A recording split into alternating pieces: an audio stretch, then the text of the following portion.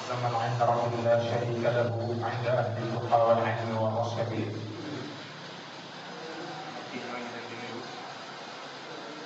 di leen ziyaara di leen baal xaq te di leen baal xaq ñaan suñu borom mooy jéggal ñoo ngi leen di ndokkeel ci weer bu tëdd bi ñu nekk di leen ndokkeel ci jataay bu tëdd bi ñu nekk di nuyu bu baax mbokk yi nga xam ne bërëb yi seen bërëb la muy magi jàkka yi di leen ziyaara di leen baal xaq di ñaan suñu borom subhanahu wa taala moo yokk seen i wér yokk seen i tawfeex waaye di sant bu baax mboolem koo xam ne ñu ngi dégg kàddu gi ñu jël suñu nuyoo def ko ci loxol sëñ Basiru mi sunu jàmmoon ñu jàllale ñu ko ci kilifa yu baax yi nga xam ne ñoo teew ci jotaay bi sëñ Cheikh moo ngi lay sant bu baax di la gërëm ñoo ngi am mbégte lool ci waxtaan bi yàlla xam ne am nañ ci lu kaay yoon doonte ne xam nañ xam-xam yi ndax tey ci bëccëg ñoo bokk nekk nga am loolu taxawee lu mel nii te ku ne xam na ne aljuma am xam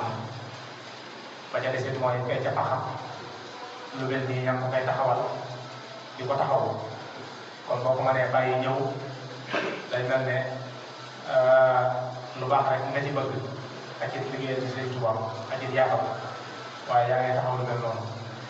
ñu gis liggéey bu baax a baax ak yaatal gi ñaan sunu borom mu gën la rek loolu gàttanal la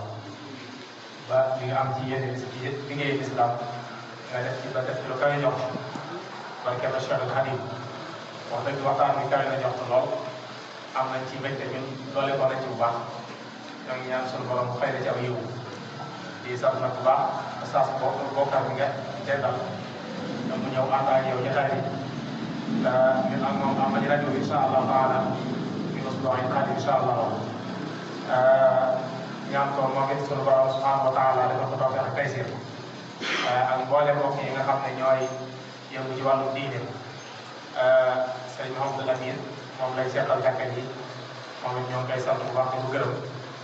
di nuyu bu baax sas Modou Kane moom it ci liggéey bi la bokk di ci jàpp bu baax ak sëñ Mouhamadou Lamine Ndiaye nii ci sunu kanam ak mboolem mbokk yi nga xam ne ñu ngi bàyyi ko Azhar yëpp ñoo ngi leen di sant di leen gërëm tey ñaan yàlla borom bi subhanahu wa taala mboolem kàddu bi ñu rek yàlla na jëriñ ko jëriñoo ak Sëriñ Tuubaa di sant mbokk yëpp mu mel ne li si Cheikh doon waxtaane léegi leer na lool dafa ay day géej Sëriñ Tuubaa di géej muy ñaari géej yoo xam ne kenn mënu ko jeexal sëriñ bi radiyallahu anhu moom dafa ñaanoon ca tàmbali ba dundam yëpp nekk di liggéeyal alquran ma di ko sàmm di sàmm alquran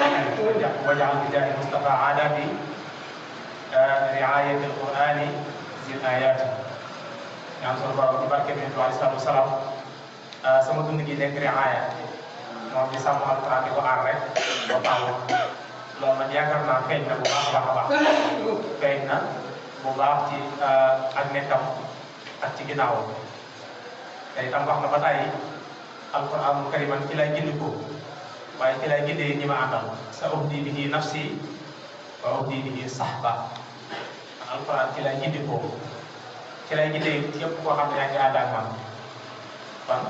képp koo xam ne sëriñ bi na la wóor ne alquran yow ci la sëriñ bi di gindee ci la lay tëbbee loolu mat naa bàyyi xel bu baax muy teel boo xam ne sëriñ bi fonk na ko moo tax daan wax naan bëgg gi ma bëgg alquran ci la ma ko am xel li ma bëggee li hubbihi yuhibbuni kullu labib waaw bëgg gi ma bëgg alquran daal ku am xel boo may bëgg ci nga war a bëggee mais moom jàpp na ne alquran moom mooy lépp te itam moom la doon liggéeyal loolu mat naa bàyyi xel bu baax wax nañ ko léegi sëñ Cheikh rafiqi kitabullahi wa mustafa nabi wa ashabuhu fi bahri xiina aduuru moom fu mu nekk moom lay àndal bi mu dem si géej gi moom la àndaloon bi muy dem bi mu nekkee ci réew bi moom la doon nekkal bi muy dem moom la ñu baale kon jàpp naa ne moom musta taxali ko ak moom boo xoolee it mag ñi àndoon ak ñoom ñëpp ñi nga xam ne si ni ñoo yor wàllu liggéey alquran fa mu leen toog mën naa tegu ko kenn surtout na ci léegi si Abdourahmane